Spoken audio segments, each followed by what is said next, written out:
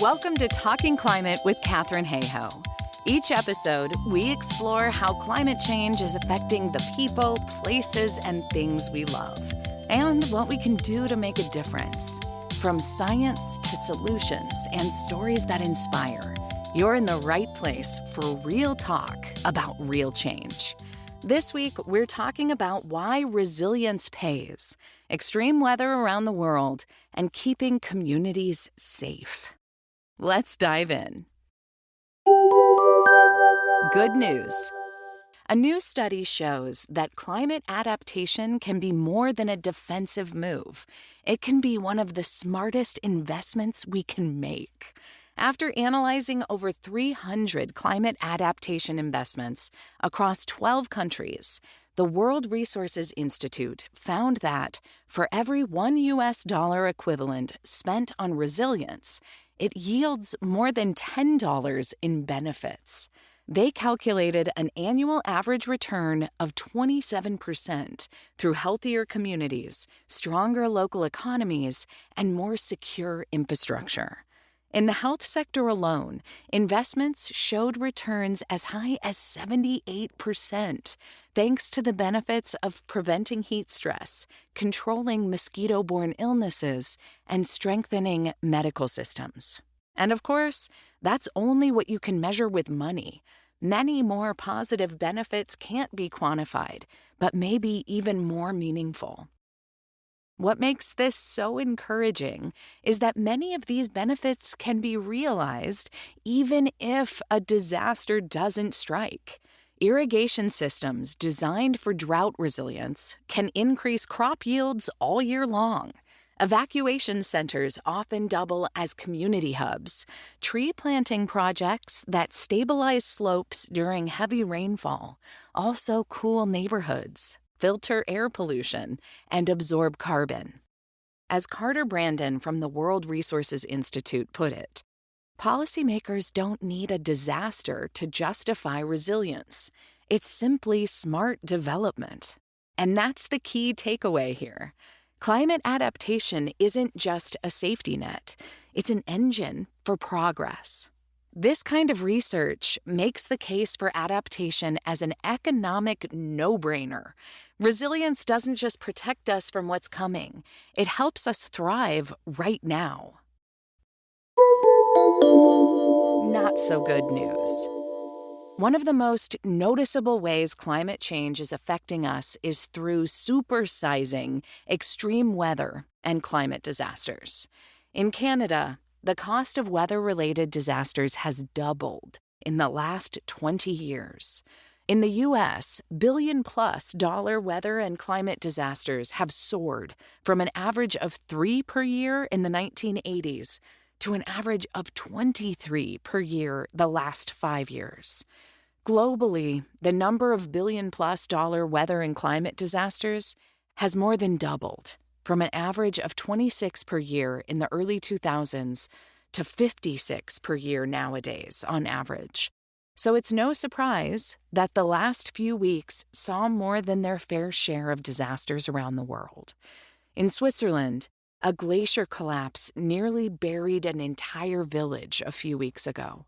While early warnings allowed inhabitants to evacuate, many homes were destroyed.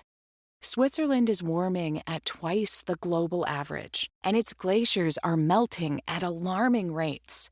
10% of glacier mass disappeared between 2022 and 2023 alone.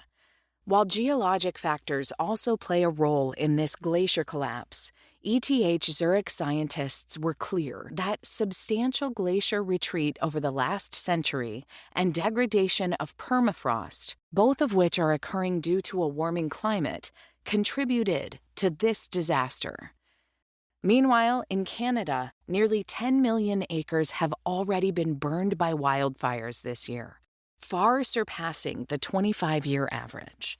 Tens of thousands of people have had to evacuate, and air quality alerts are in effect across Canada, northern U.S. states, and even Europe.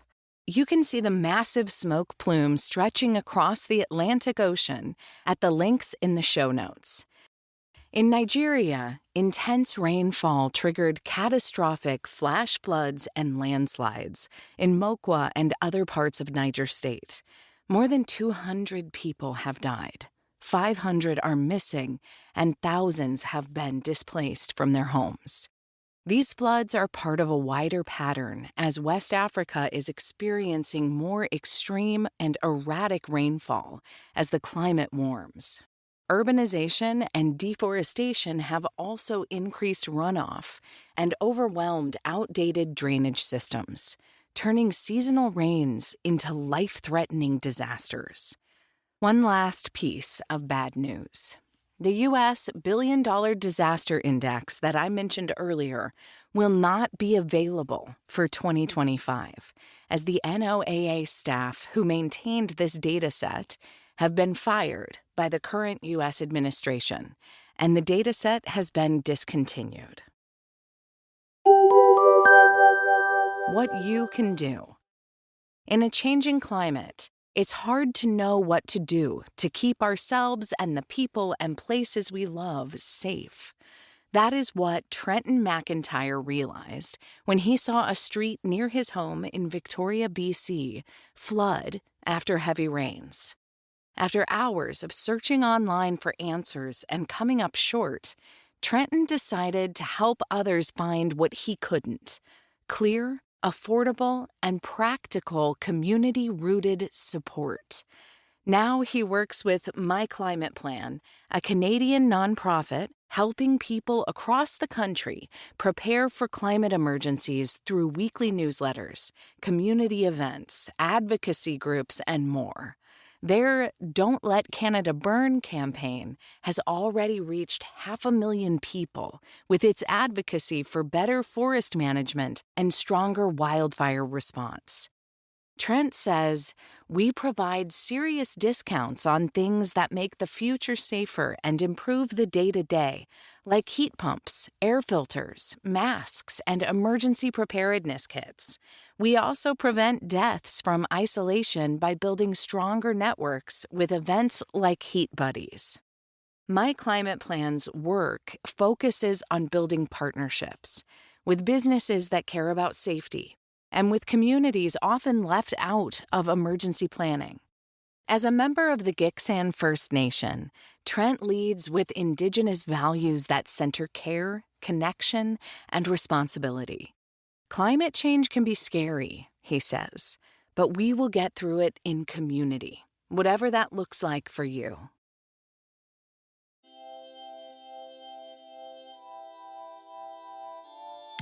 Thanks for listening to Talking Climate, narrated by Ann Cloud. For more resources, links, and actions you can take, check out the full newsletter at www.talkingclimate.ca. Remember to make climate part of everyday talk. Start the conversation. You never know who you'll inspire.